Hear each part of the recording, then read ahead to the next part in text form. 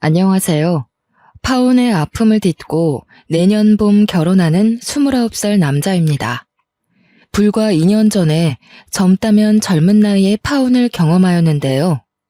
아마 이 결혼을 했더라면 지금 저는 어떻게 살고 있을지 생각만 해도 끔찍하네요. 아무리 남녀가 사랑을 하더라도 어른들이 반대하는 결혼을 하면 안 된다는 말이 있죠. 저는 처음에 사랑 앞에 그깟게 무슨 대수냐 생각했었는데 막상 제가 겪어보니 옛말 틀린 게 하나도 없더라고요. 제가 왜 이런 이야기를 하냐고요? 보통은 결혼을 할 때 배우자의 흠까지 사랑으로 덮는다고 하잖아요. 무슨 사랑과 전쟁도 아니고 덮고 넘어갈 정도의 수준이 아니었거든요. 솔직히 누구나 실수를 하며 살 수 있다고 생각하는데요. 문제는 실수를 넘어서 범죄 수준으로 저 하나 눈 감는다고 넘어갈 문제는 아니었다는 거죠. 몇 번을 다시 생각해봐도 치가 떨리지만 파혼하길 정말 잘했습니다. 부모님의 영향으로 저는 사람 사귀는 기준을 돈으로 평가하지 않습니다. 그러나 파혼을 경험하면서 더더욱 그러지 않기로 생각했거든요. 돈이 있으면 물론 좋죠. 먹고 싶은 거, 하고 싶은 거 다 할 수 있으니까요. 뭐든지 과하면 탈이 나듯이 어쩌면 저와 파혼한 그 여자도 인생에 탈이 난 것 같네요. 사랑에 눈이 멀어 제 손으로 인생을 망칠 뻔했던 사연 한번 들어보시겠어요? 저희 부모님은 이름을 대면 알만한 화장품 회사를 운영하고 계세요. 자랑은 아니지만 남들이 저보고 금수저라고 하더라고요. 저희 집이 화장품 회사를 운영하게 된 건 증조 할아버지 때부터입니다. 원래부터 화장품 사업을 하신 건 아니고 집 주변에 커다란 해바라기 밭이 있었는데 해바라기 씨로 기름을 짜 파는 일을 하셨대요. 할아버지 친구들과 놀다가 작은 상처가 생겨 들어오는 날이면 증조 할머니께서 직접 만들어 발라주시던 연고가 있으셨는데 처음에는 냄새도 별로고 왜 이런 걸 몸에 바르나 생각하셨답니다. 나중에 제 나이가 되셨을 무렵에서야 그 연고의 효능을 알고 화장품으로 만들어 대중화시키면 어떨까 하고 사업을 시작하신 거죠. 유기농 제품으로 소문이 나기 시작하면서 사업의 규모는 커져갔고 지금에 이른 거죠. 그렇게 저는 돈 걱정 없이 하고 싶은 거 다 하며 유복한 환경에서 자랐어요. 그렇다고 돈을 허투루 쓰거나 남들에게 집안을 과시하는 경우는 없었습니다. 부모님이 돈을 많이 벌면 나보다는 남들을 위해 써야 한다며 항상 받은 만큼 베푸는 삶을 살라고 하셨거든요.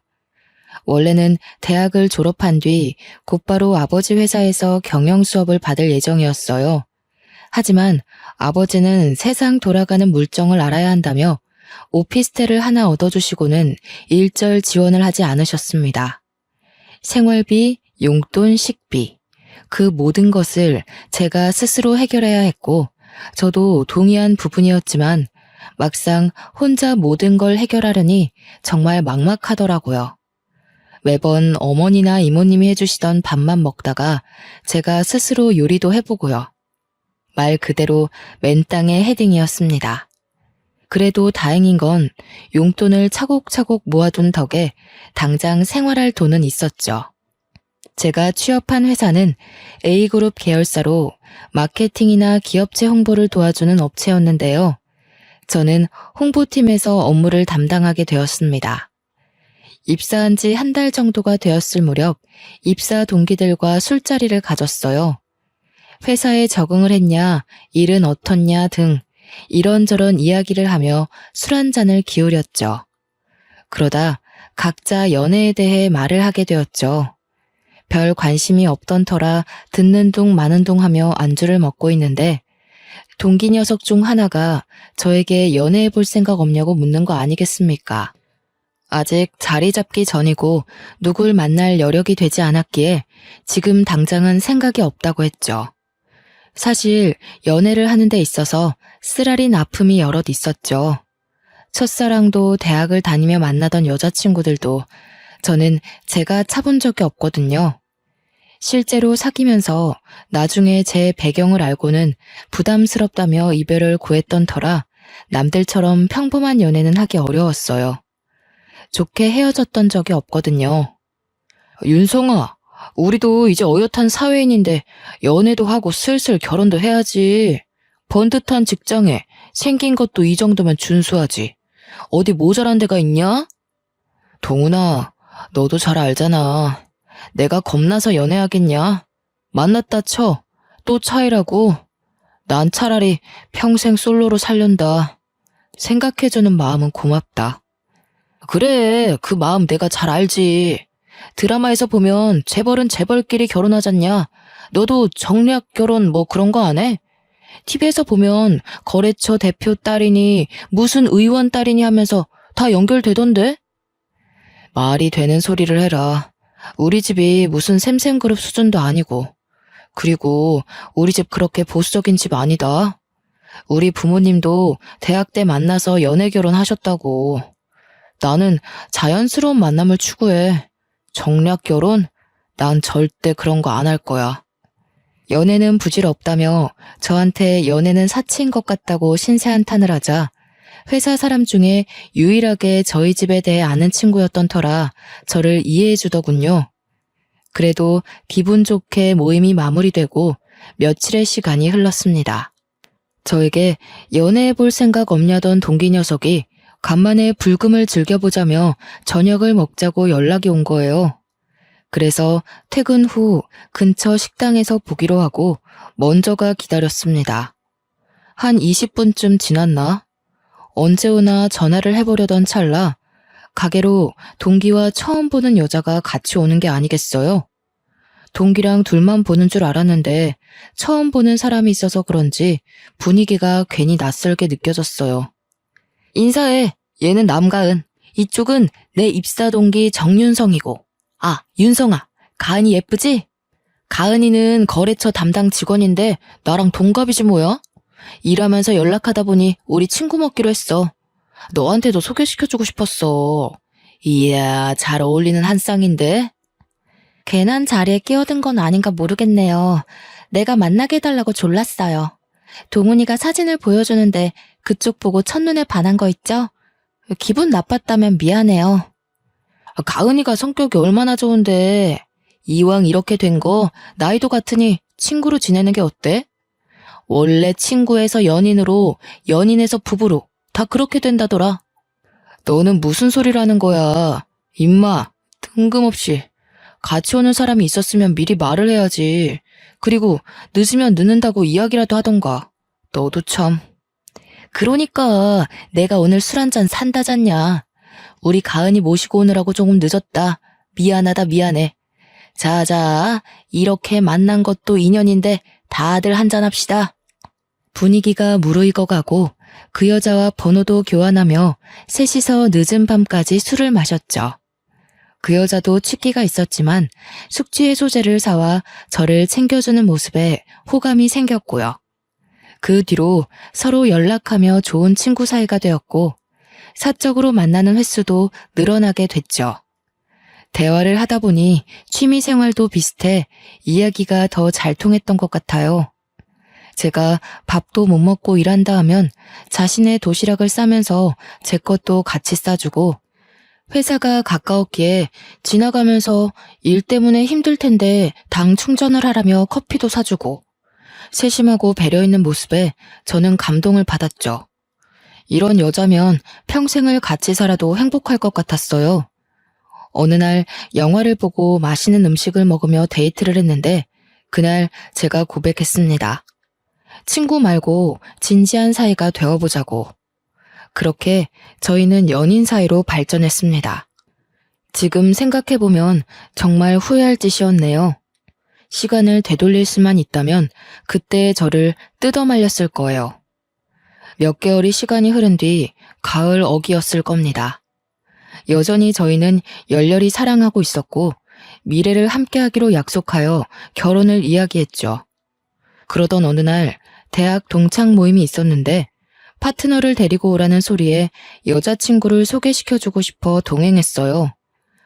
오랜만에 보는 얼굴들이라 한참 반갑게 인사를 하는데 잠깐 살펴본 여자친구의 표정이 왠지 어두워 보이는 거예요. 많이 어색한가 싶어 불편하면 자리를 옮기냐 물어봤지만 한사코 괜찮다며 대답을 하기에 괜찮은 줄 알았죠. 나중에서야 말씀드리겠지만 불편했던 이유는 따로 있었더군요. 친구들은 제가 결혼할 여자를 데려왔다고 하니 많은 관심을 가졌습니다. 윤성아, 재수씨 같은 미인을 만나다니 너 진짜 행운하다. 자식, 집안도 그렇고 뭐 하나 빠지는 게 없구만. 역시 태생부터가 다른 금수저였어. 야, 여기서 집안 이야기가 왜 나와? 조용히 해. 여자친구는 동료 소개로 만났어. 우리 지금 결혼을 전제로 진지하게 만나는 중이고 곧 양가 인사드리고 상견례 예정이야. 재수씨, 어디 살아요? 대학교 어디 나왔어요? 우리랑 동갑이랬나? 이 자식 원래 공개연애 같은 거 안 했는데 결혼한다는 말이 진짜인가 보네? 대단한데. 재수씨, 완전 땡 잡은 겁니다. 아, 저는 A대학 경영학과 나왔어요.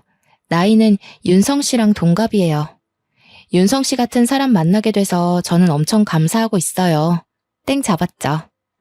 친구들은 여자친구에 대해 상당히 궁금했는지 여러 질문을 많이 하더군요. 피곤할 법도 낯설 법도 한데 여자친구는 하나하나 친절하게 답변해 주더군요.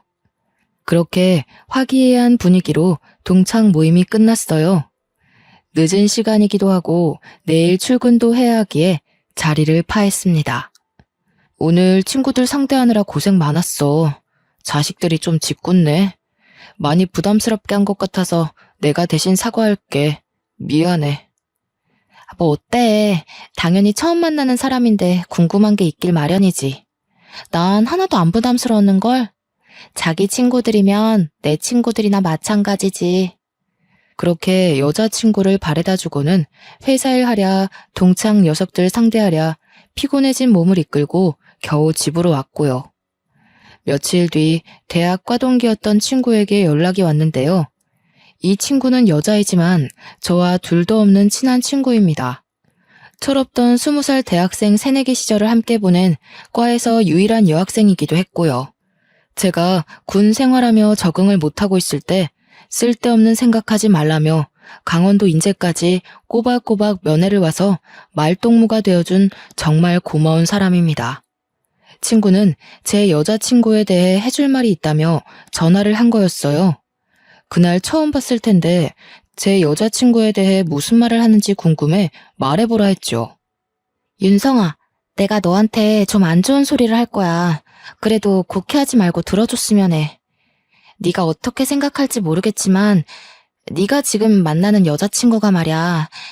상당히 소문이 안 좋은 사람이니 조심하는 게 좋을 거야. 내 여자친구가 소문이 안 좋다니? 갑자기 연락해서 그게 무슨 뚱딴지 같은 소리야. 너 동창 모임에서 내 여자친구 처음 본 거 아니야? 무슨 근거로 그런 말을 하는데? 내가 너니까 이야기해주는 거야? 그 여자 A대학 경영학과 나왔다고 했지? 그 대학 나온 사람은 다 아는 이야기야. 그때 남자 문제가 끊이질 않았어. 젊은 이팔 청춘이 그럴 수 있다 생각하겠지만 도가 지나쳤다니까. 그러다 어느 날 갑자기 흔적도 없이 조용히 사라지더니 왜인 줄 알아?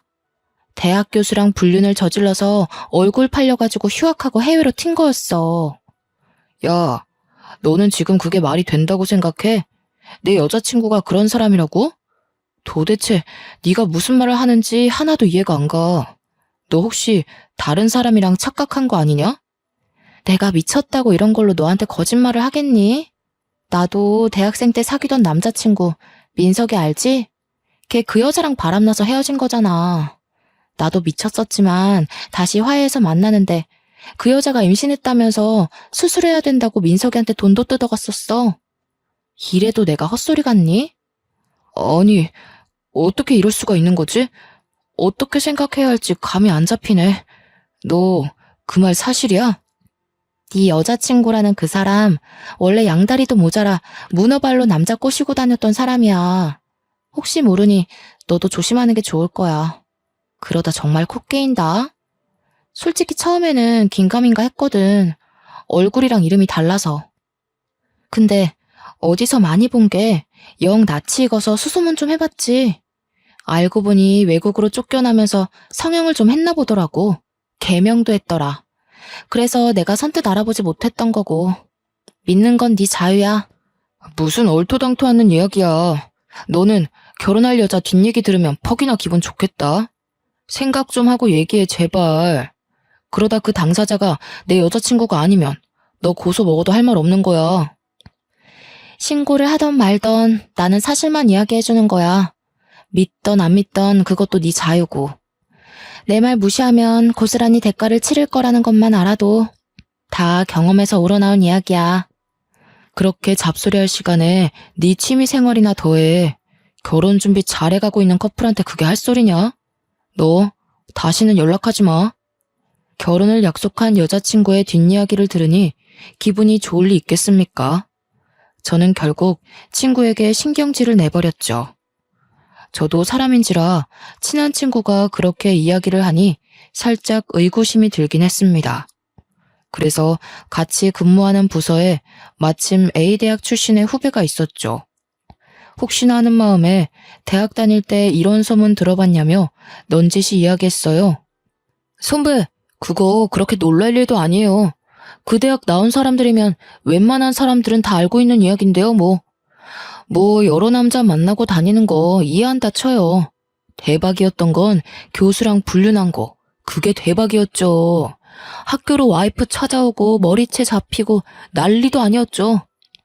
정말 그 정도로 심각했어? 그 여자도 정말 대단하다. 무슨 정신으로 임자 있는 사람이랑 그런 짓을 했대? 그야 본인들만 알겠죠.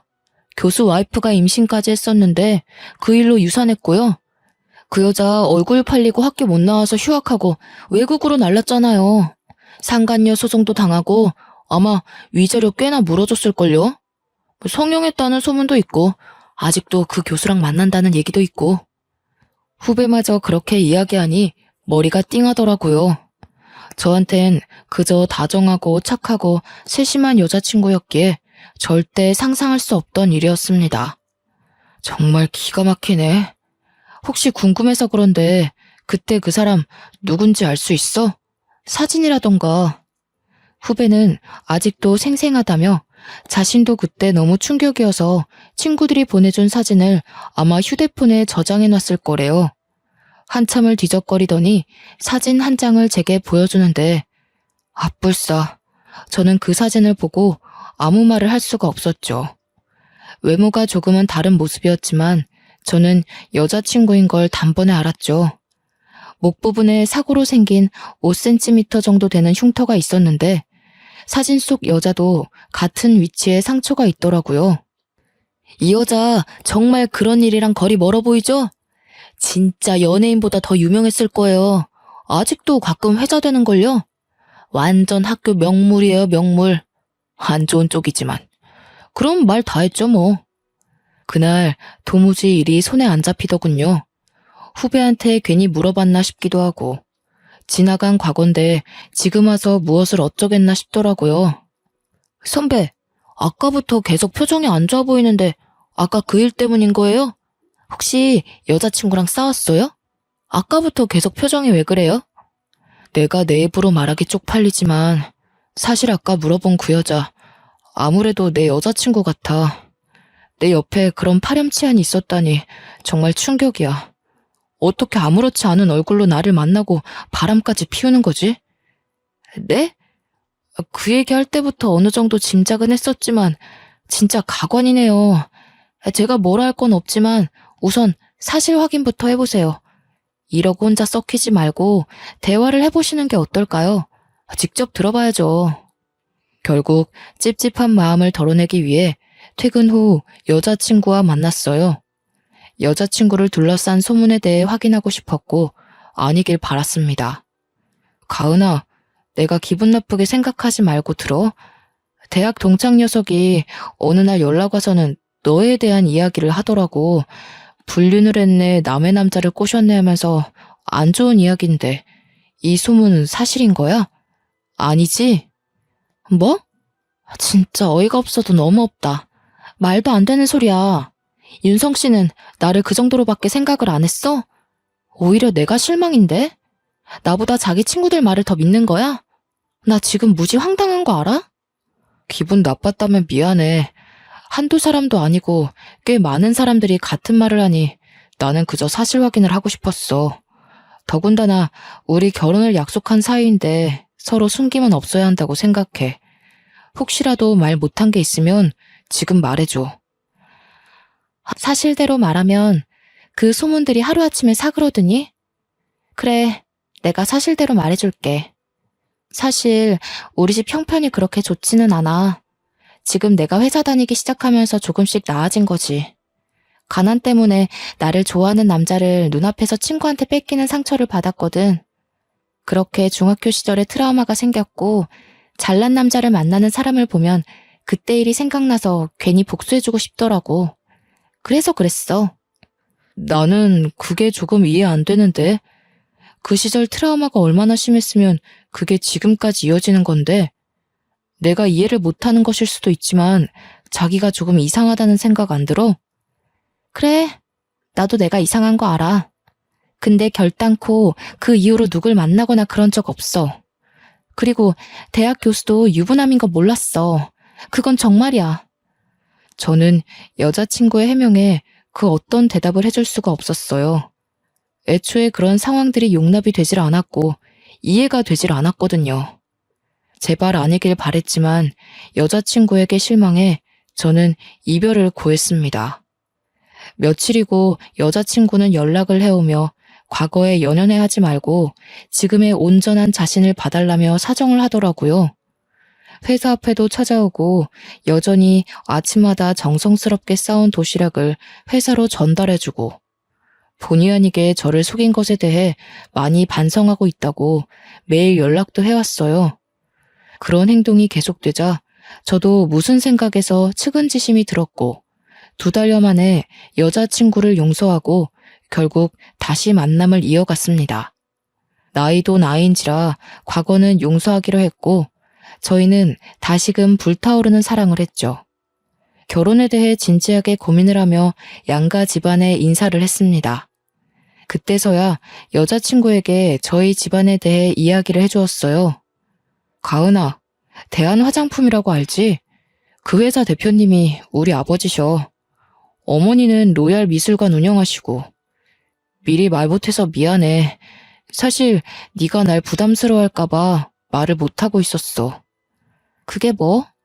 자기 부모님이 뭐 하시는 분이던 상관없어. 내가 윤성 씨랑 결혼하는 거지. 그 배경이랑 결혼하는 건 아니잖아. 그리고 이렇게 저렇게 살았든 무슨 상관이야. 제일 중요한 건 우리 둘이야. 여자친구는 의외로 덤덤했고 아무렇지 않아 하더군요. 마치 미리 알고 있다는 듯이 그런 게 대수냐며 결혼에만 집중하자 하더라고요. 순간 우리 집에 대해 알고 있나? 동훈이가 우리 집에 대해 말했나? 이런 생각이 들더군요. 여자친구의 전적이 있던 탓인지 살짝 의구심이 들었어요. 하지만 저한테 잘하고 서로가 다시 시작하게 된 만큼 과거 따위가 뭐가 중요하겠습니까?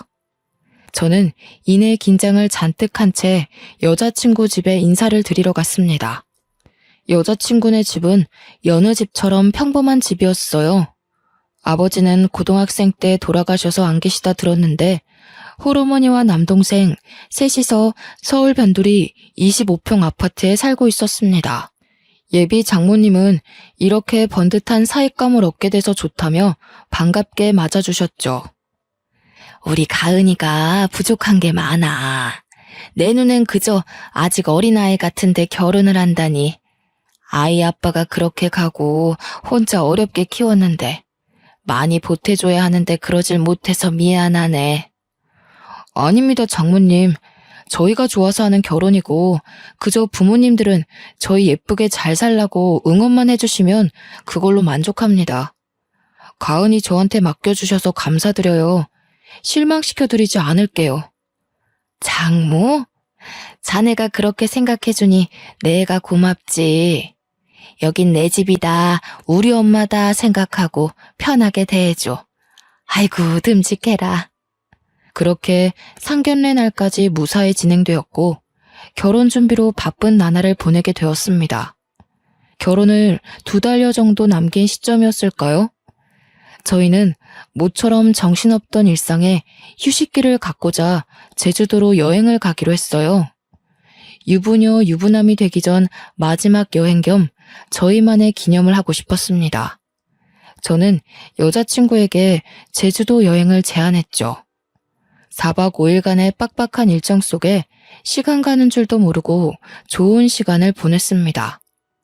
여행 마지막 날 밤 쇼핑도 하며 하루 종일 돌아다닌 탓인지 피곤한 몸을 이끌고 일찍 잠자리에 들어 단잠에 빠져 있었어요. 목이 말라 물을 마시려 새벽에 눈을 떴는데 옆에 있어야 할 여자친구가 없는 겁니다.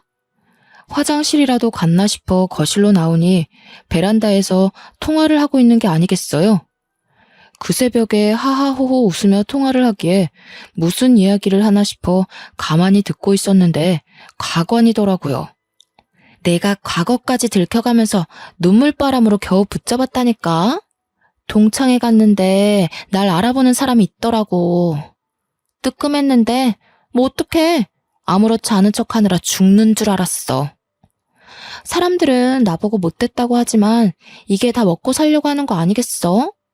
내가 외국으로 나가서 성형수술까지 하면서 어떻게 한 신분 세탁인데.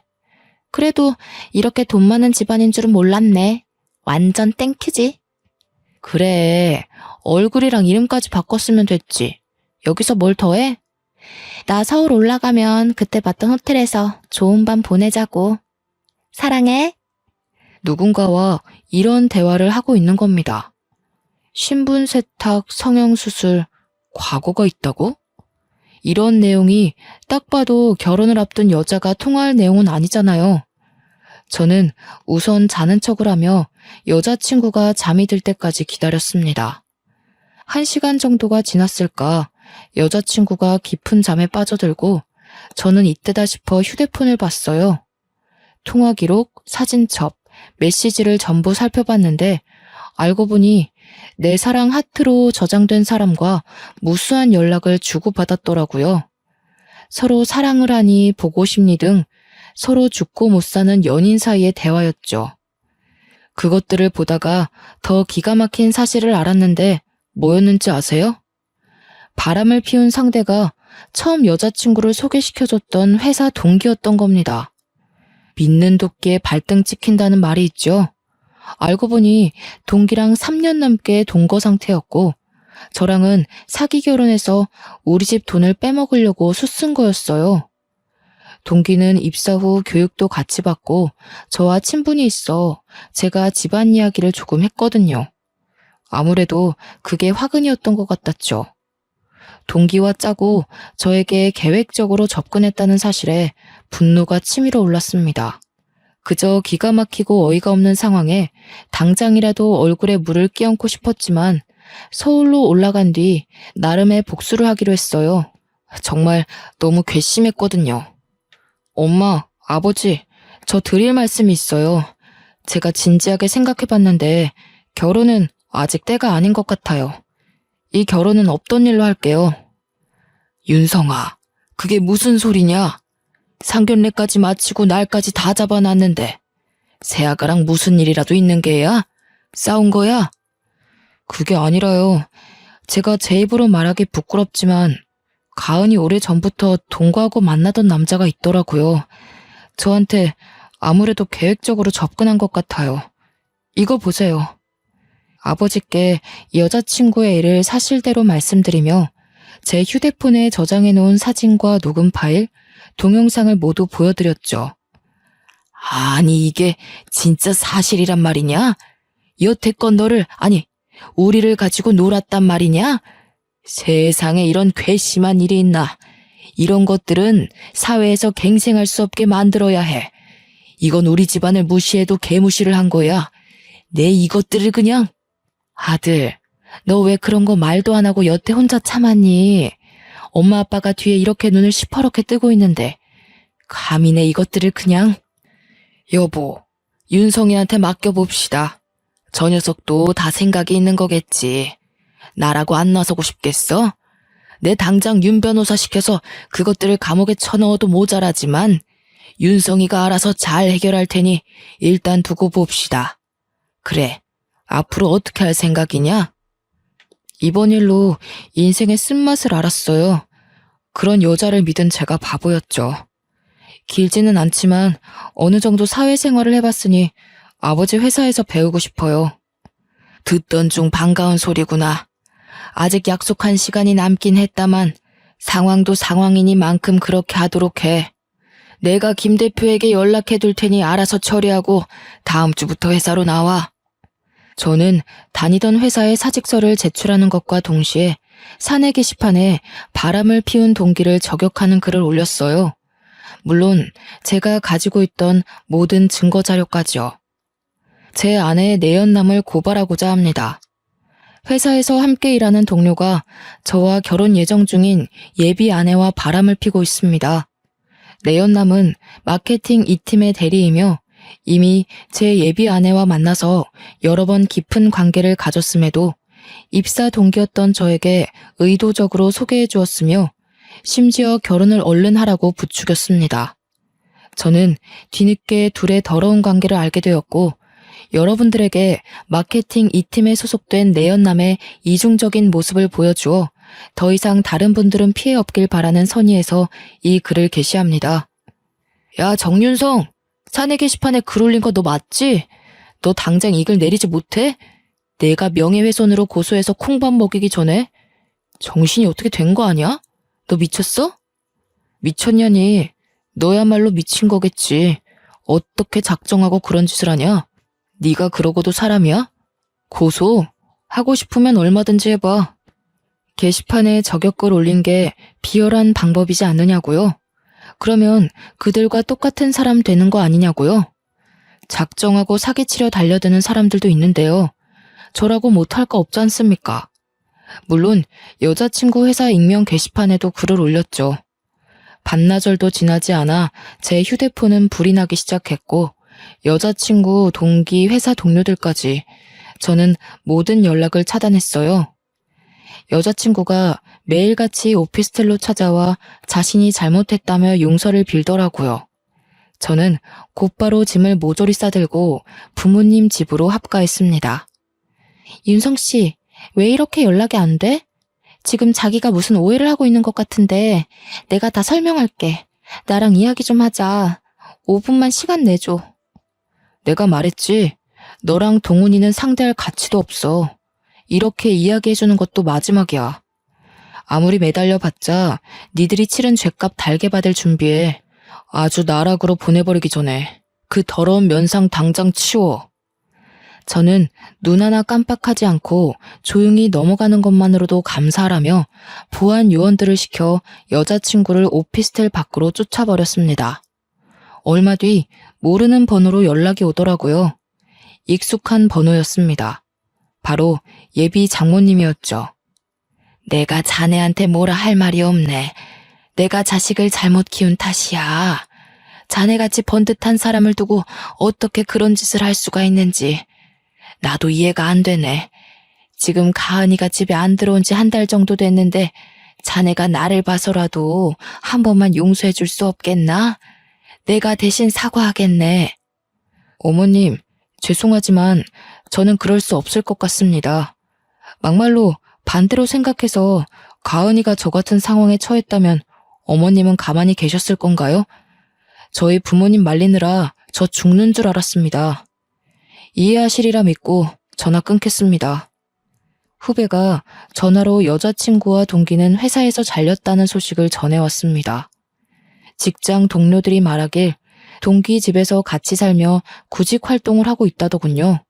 취업이 잘 되지 않아 일용직, 배달 아르바이트를 전전하며 겨우 생활한다더라고요. 회사에서 저 없으니 일이 안 돌아간다며 안부 전화를 핑계로 그들의 소식을 간간히 전해주었어요. 그들은 저와 연락이 닿질 않자 계속 집에 찾아오고 회사에 찾아가서 난동도 부리고 동료들한테까지 부탁해서 어떻게든 저한테 연락하려고 안간힘을 쓰더군요. 선배, 동훈 대리님 피해 다니느라 아주 그냥 죽을 맛이에요. 어찌나 끈질긴지. 사내 게시판에 동훈 대리님 저격글 올린 거 선배 맞죠?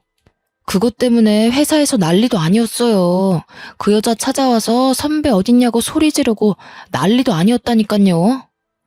회사에까지 찾아와 난동을 부렸다는 말에 그대로 두면 안 될 것 같아 여자친구에게 이야기 좀 하자며 연락했어요. 둘이 같이 있었는지, 아니, 그 동기가 전화를 받더라고요. 난데 마지막으로 말할 기회 줄 테니까 할 말 있으면 지금 다 해. 왜 엄한 회사에 가서 난동을 부려? 아직도 정신 못 차렸구나. 야, 정윤성, 너 지금 뭘 잘했다고 잠수 타고 난리야. 너 또라이 아니야? 그거 엄연한 명예훼손인 거 몰라? 어떻게 그럴 수가 있냐? 있는 집 자식이면 그렇게 나대도 되는 거야? 내가 너 때문에 회사도 잘리고 인생이 엉망진창인데 너 내가 고소해버릴 거야. 할 말이 그게 다야. 너도 가은이랑 똑같아. 하긴 끼리끼리 만난다더니 빚 좋은 개살구지 뭐. 야, 서로 좀 도움이 되는 사람끼리 만나라. 가만 보니 너도 눈이 엄청났구나. 마지막으로 말하는데 한 번 더 회사로 찾아가서 난동 부리면 각오하는 게 좋을 거야. 난 더 이상 할 말 없는데. 할 말 다 했으면 끊는다.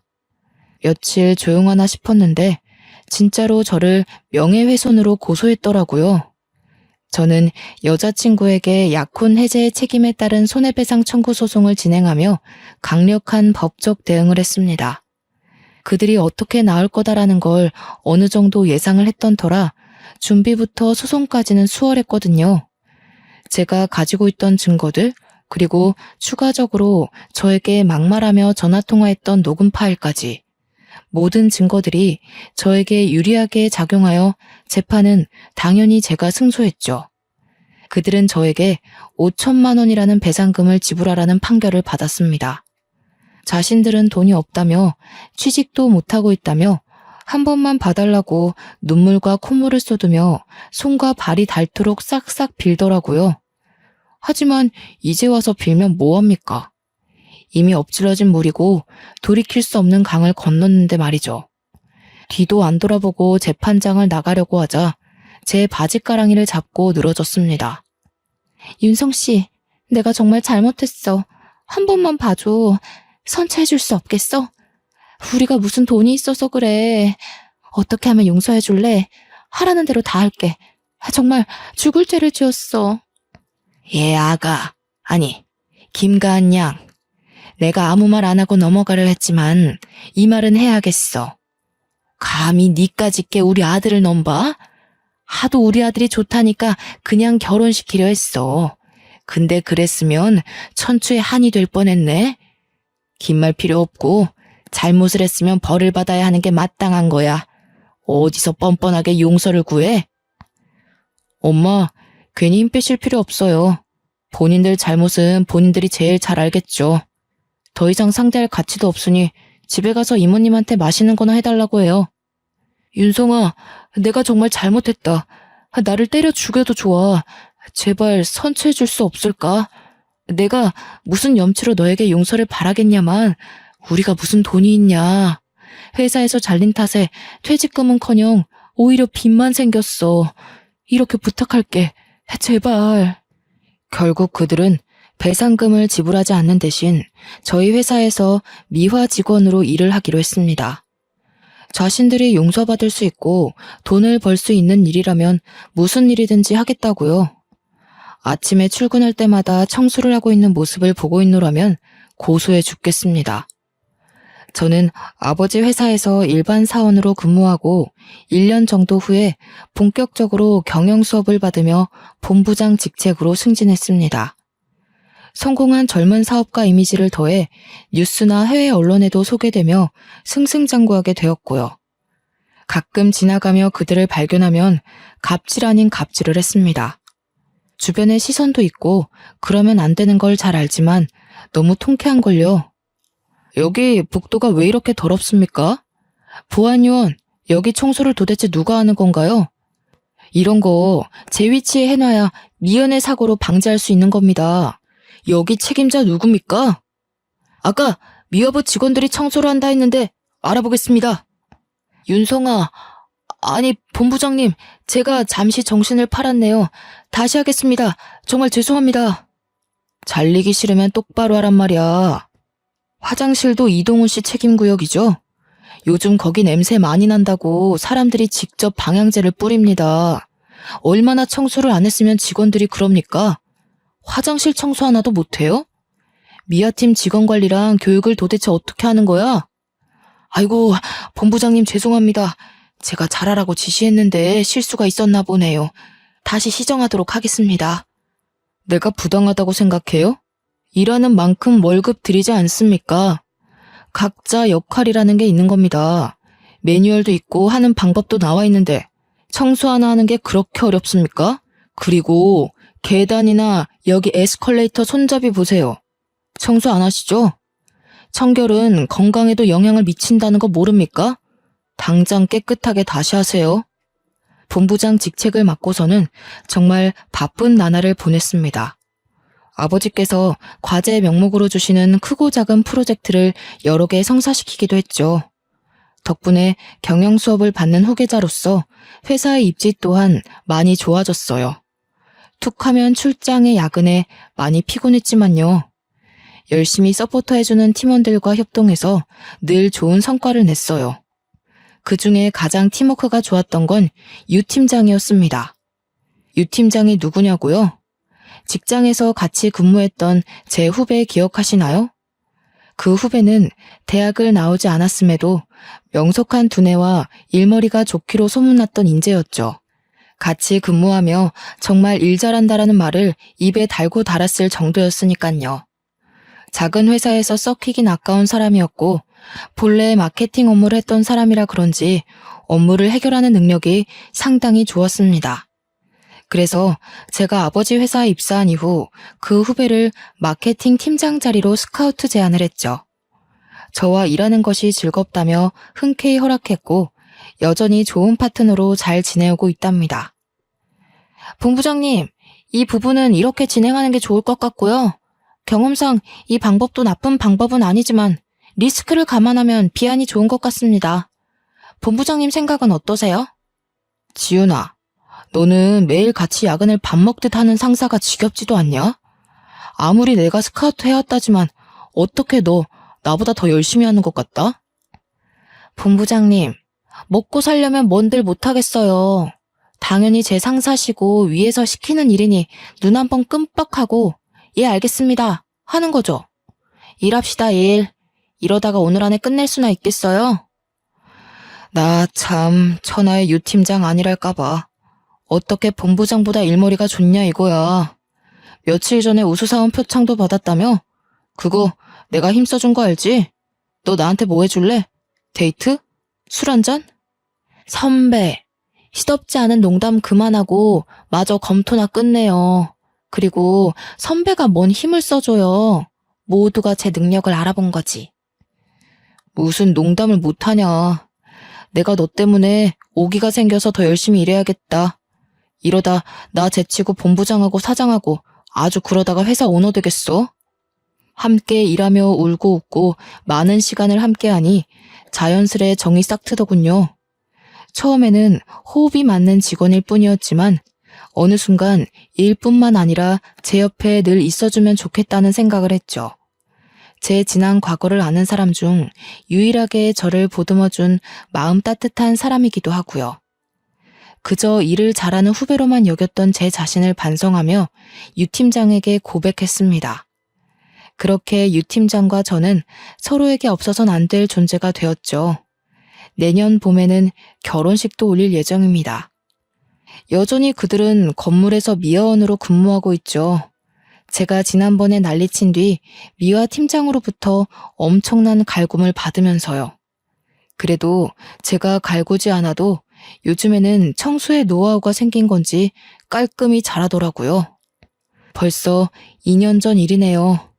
굳이 다시 생각할 이유도 없지만 지금 생각해보면 인생의 큰 교훈이 아니었나 생각합니다. 어쩌면 든든한 유 팀장과 함께 좀 더 나은 미래를 그려나가느라 그런 일을 겪었는지도 모르죠. 좋은 게 좋은 거라고 이미 지나간 일에 연연해하지 않고 앞으로를 위해 좀 더 열심히 살아가 보려 합니다. 제 기막힌 파혼 사연 어떠셨나요? 흔한 일은 아니지만 혹시라도 여러분 주변에 이런 분들이 있다면 꼭 구제해 주세요. 그리고 남들이 조금이라도 반대하는 연애는 절대 하는 게 아닙니다. 상대방에게 온전한 내 마음을 건네줄 수 있는 믿음이 생긴다면 꼭 그런 사람과 아름다운 사랑을 하시기 바랍니다. 제 긴 사연을 읽어주셔서 감사합니다. 좋은 나날 되세요.